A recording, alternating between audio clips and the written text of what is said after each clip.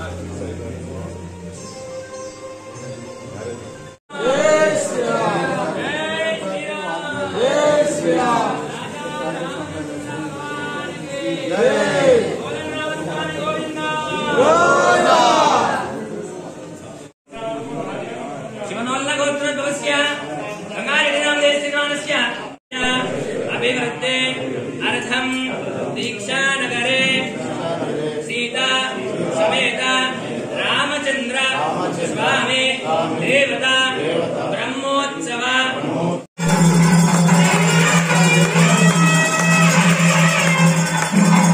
दिव्य अनुग्रह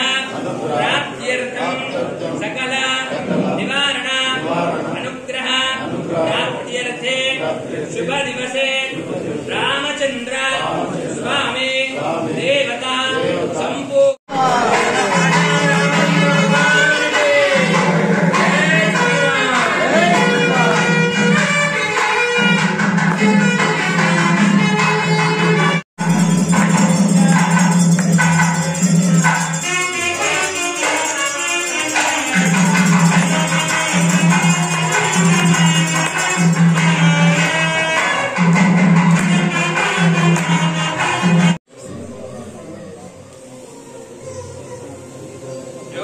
पुष्पं वेदा भगवान् प्रजावान् पशुवान् भवते चन्द्रमावा अवागं पुष्पं पुष्पवान् प्रजावान् पशुवान् भवते य एवं वेदा लोकामायतनं वेदा आयतनवान् भवते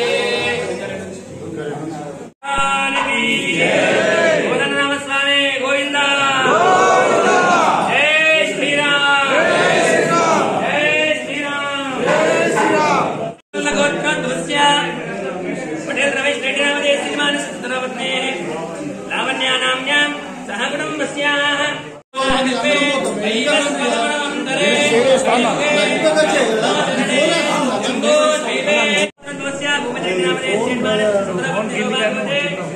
विनोदिनी नाम्यां सह कुटुम्बस्याः भगवान के जय श्रीराम जय श्रीराम जय श्रीराम दीक्षानगर रामस्वामी गोविंद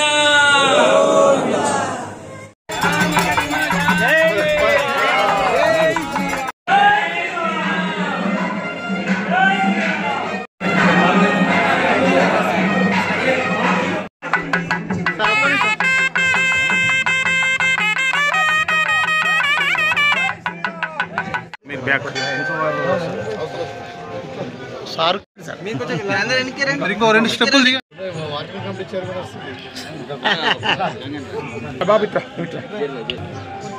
జై శ్రీరామ్ జై శ్రీరామ్ సార్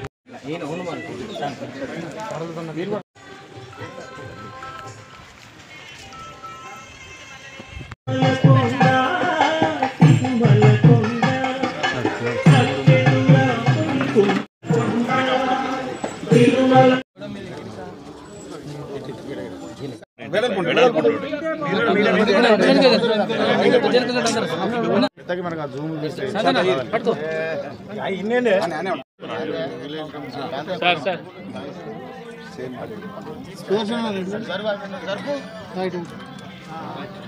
జై శ్రీరామ్ జై శ్రీరామ్ భూపతిరెడ్డి నాయకత్వం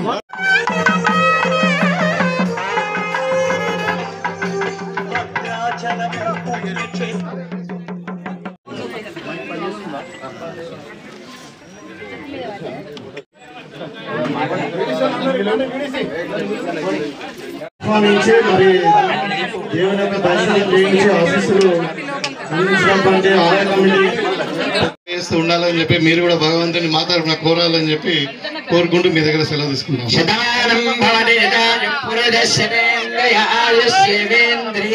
ఇంకా జరగండి అన్న ఒక్క నిమిషం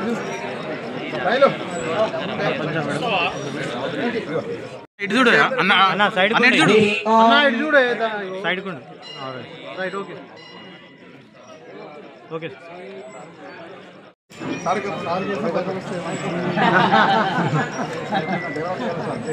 ఇటు చైర్మన్ సాబ్ ఇటు ఇటు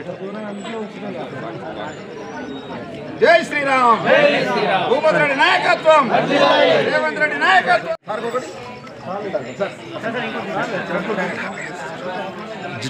చూడు అన్న గిటి గిటి ఓకే సామాన్ ఇటు మళ్ళా అన్న ఇటు చూడండి అన్న ఫోన్ ఫోన్ వెనుకకు రా సుదర్శన ఇటు చూడ ఫోన్ మళ్ళా పక్క పెట్టు రైట్ సెట్ కొట్టి ప్లాన్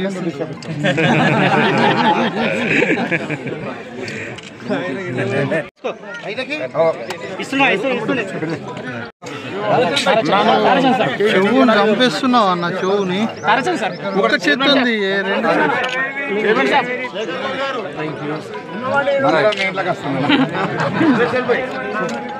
చైర్మన్ సార్ ఇంకోటి తీసుకోరు బాబు మీరేమంటూ ఎట్లానే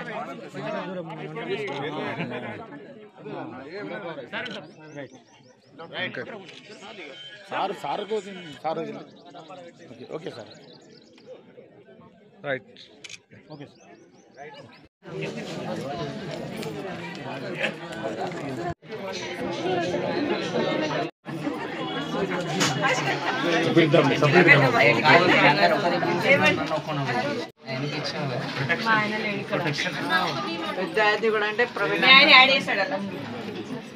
వాటర్ బాటిల్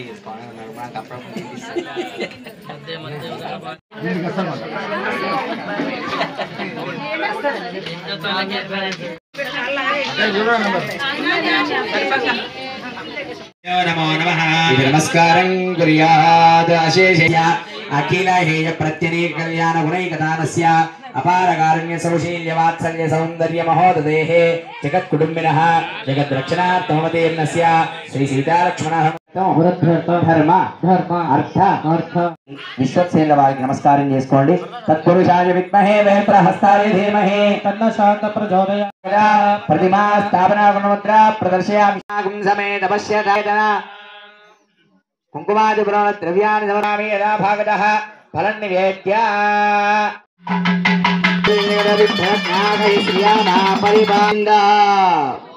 विश्वक्सेन भगवान की ध्यानावाहन शौर्योपदारपदय विश्वक्सेन सुप्रीता विप्रसन्ना वरदा भवन्तु इष्टकाम्यात्तफलसिद्धिरस्तु सकलकार्यदिग्विजयता सिद्धिरस्तु तथास्तु सुदर्शनाय नमः कलयस्योपरि सुदर्शनाय नमस्तु कर्मणः कर्मणे स्वस्ते कर्मणः भवन्तो अप्यवन्तो कर्मरत्यतां सहना भवतु भुनक्तु वीर्यो करक्षणस्यानि संकर्षमाद्येतात्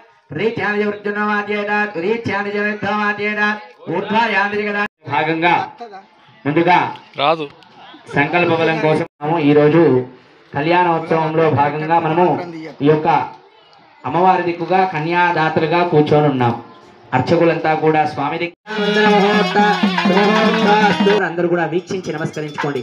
రాజా రామచంద్ర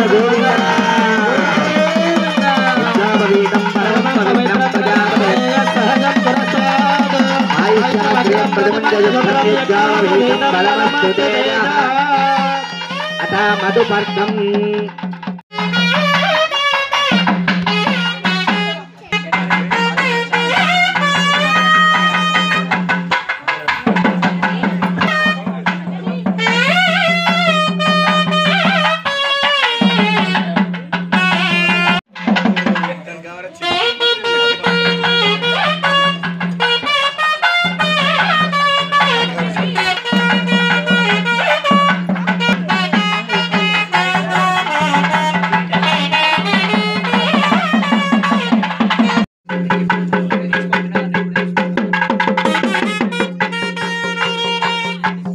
కళ్యాణోత్సవంలో భాగమనే శుభం భవతు వాసిష్ఠ మైత్రావరణ కౌండిన్య శుభం భవతు అశ్వరో మహారాజవర్మణ పౌత్రాయ చతుస్సాగర పర్యంతం గోబ్రాం.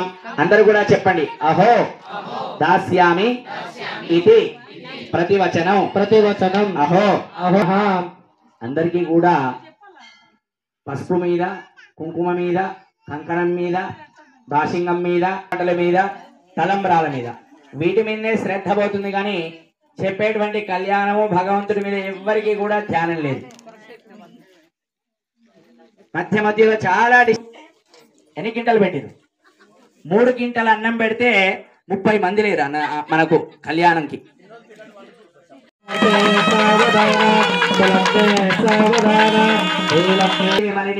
నారాజనే స్త్రీ సతి పాయాన్నో భగవాన్ పురాణ పురుష ప్రియాత్సదా మంగళో సావధాన నాసాగ్రే నవమౌక్తికో గరే వేణోగరే కంకణో శ్రీతార్థే ప్రతిష్ఠితా భగవతి పురాణేశ్వరి రామాన్నో పురాణ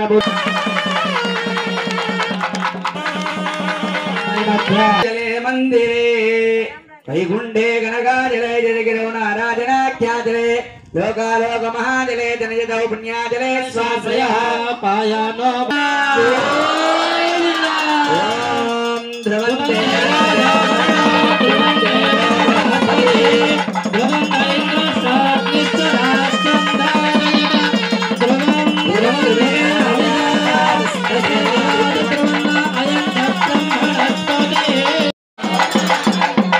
తెలుసునా జీలకర్ర బెల్లం ఎందుకు పెడతారో?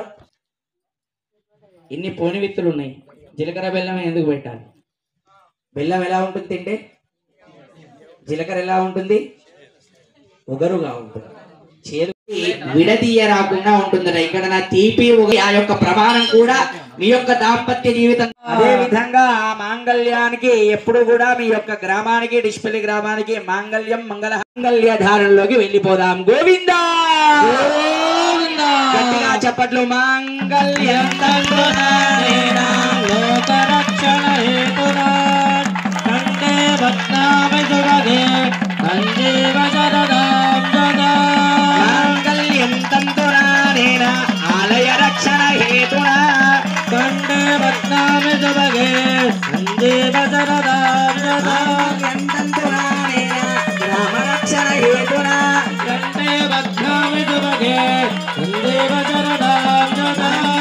తంతునానేన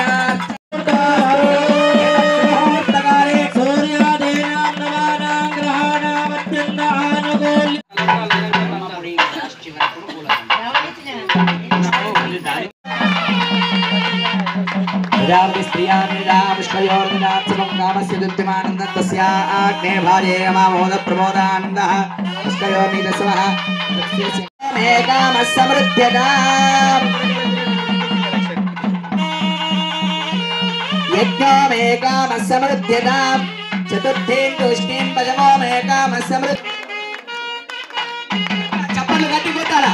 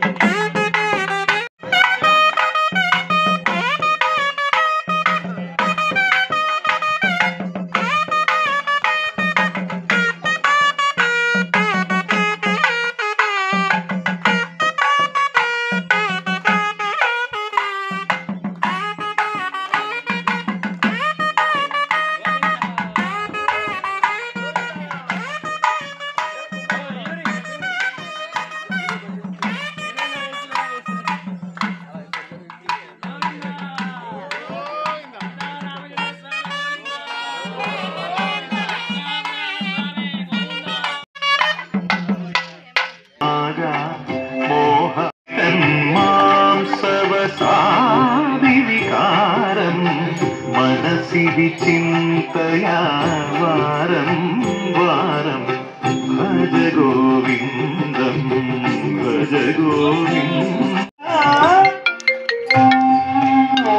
పోషించ పాతకుడనియల్చ పనియేదు పోషించ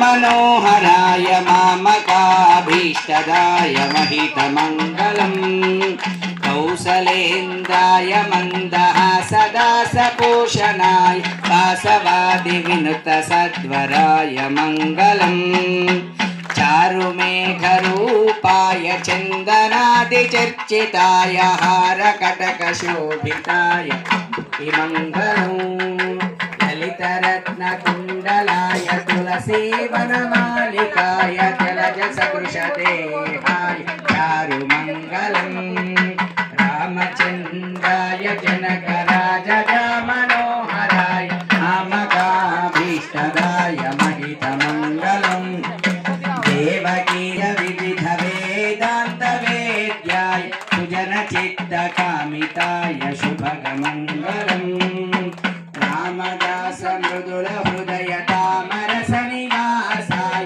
స్వామి భద్రగిరివరాయ దివ్యమంగళం రామచంద్రాయ జనకరాజమనోహరాయ మామకాభీష్టదాయ మహితమంగళం మామకాభీష్టదాయ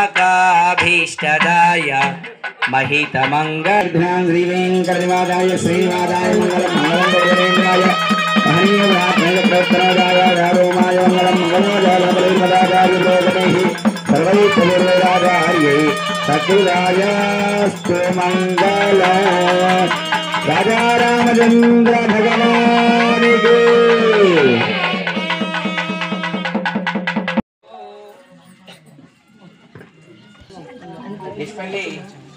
ఐపీ బాధలకు డబ్బులు రావాలని శ్రీ రాముల వారిని కోరుకుంటున్న ఐపీ బాధితులు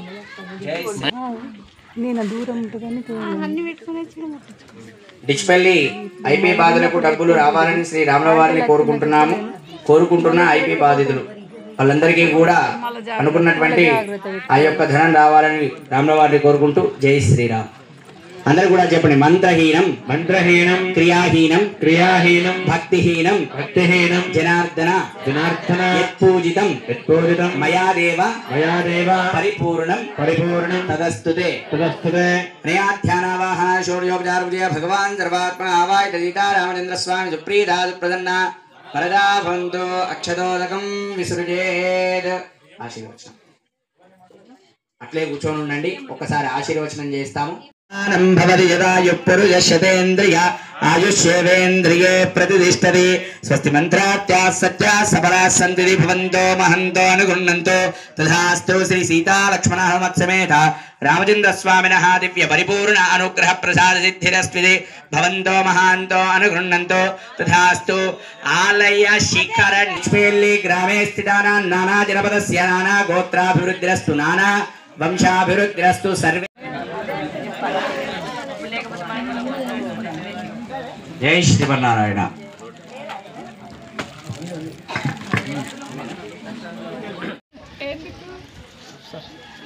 క్లారిటీగా వస్తే ఫోటో మంచిగా పంపించచ్చు.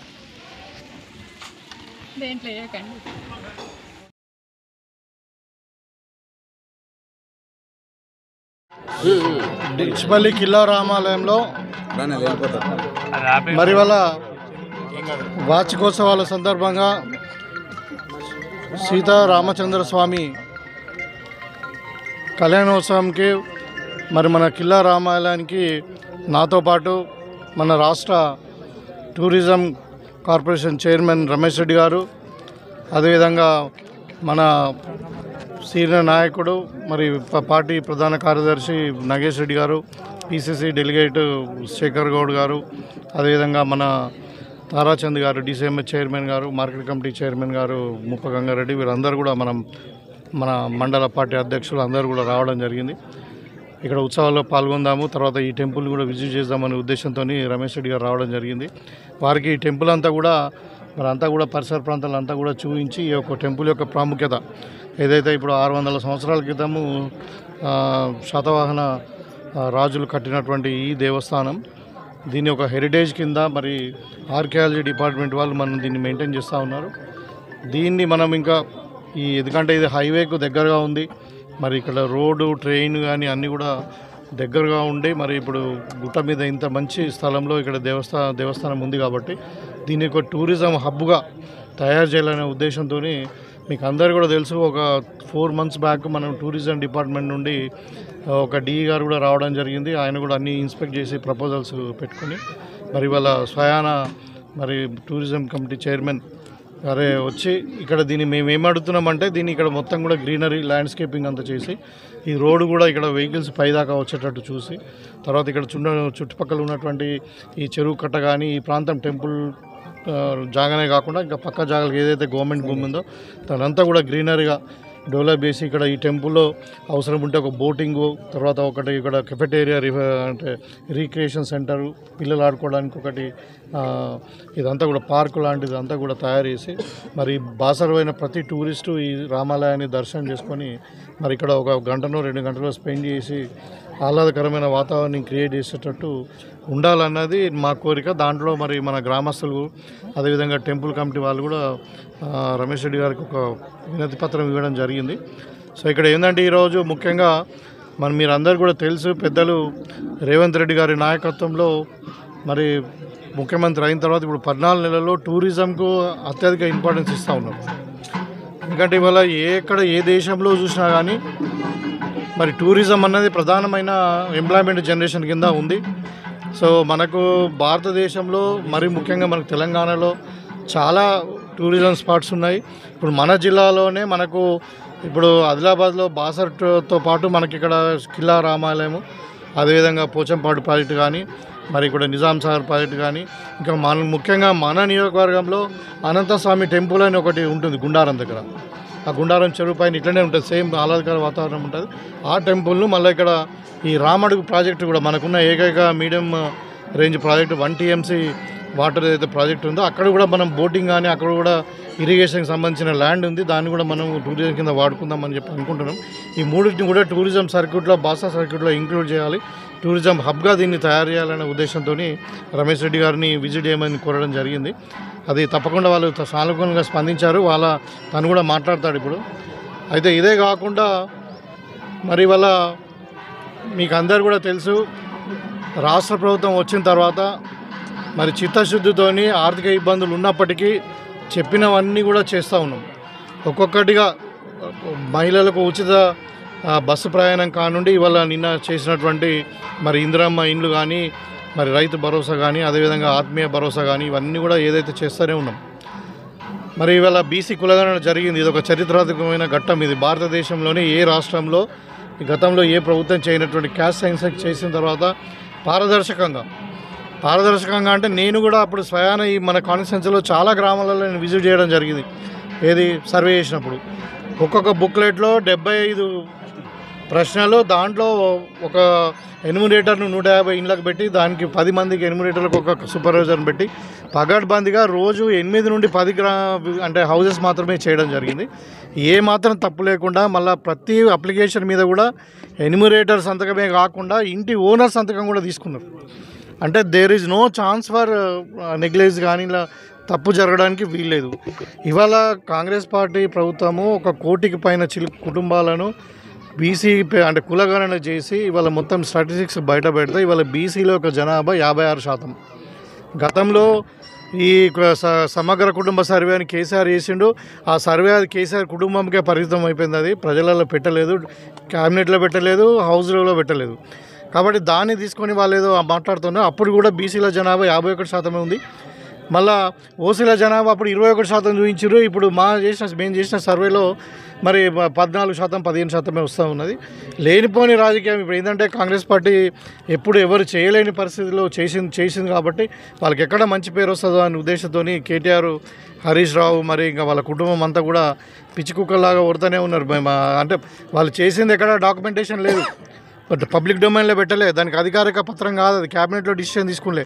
ఇవాళ మేము పారదర్శకంగా తీసుకొచ్చి మరి దాన్ని క్యాబినెట్లో ఆమోదింపజేసి మరి అసెంబ్లీలో పెట్టి ఇవాళ మేము అవసరం ఉంటే ఇప్పుడు రాబోయే రిజర్వేషన్స్ కొరకు కూడా మనం ఏదైతే డెడికేటెడ్ బీసీ కమిషన్ వేసినామో మనం రిజర్వేషన్స్ కొరకు ఆ కమిషన్ కూడా ఈ రిపోర్ట్ ఇవ్వడం జరుగుతూ ఉంది.